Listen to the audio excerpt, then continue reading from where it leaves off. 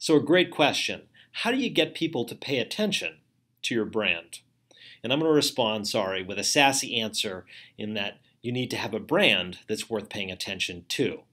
And now I'll give you some hopefully more constructive direction. In that, in building that brand that people should pay attention to, I think you need to focus in two areas. One is on content, and the other is in marketing. And there's a convergence of those two forces as well.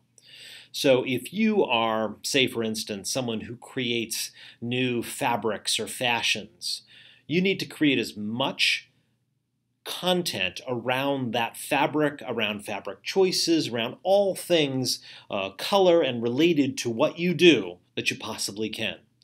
And then you need to place that content in very, very specific places that will drive someone back to your brand.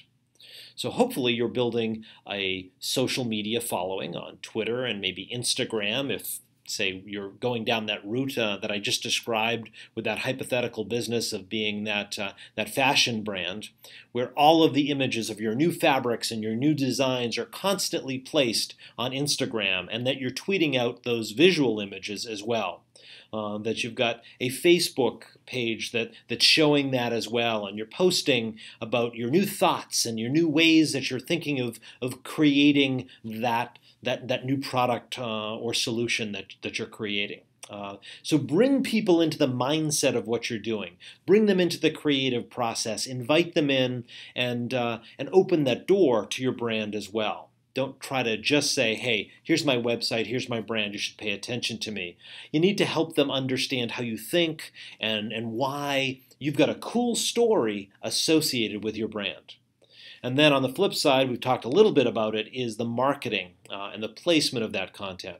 So you need to be on very specific social media channels. You need to send out to influencers or bloggers samples of your content, maybe samples of your product as well, and let them know that you've ultimately got a cool story that supports that brand, so it's worth paying attention to.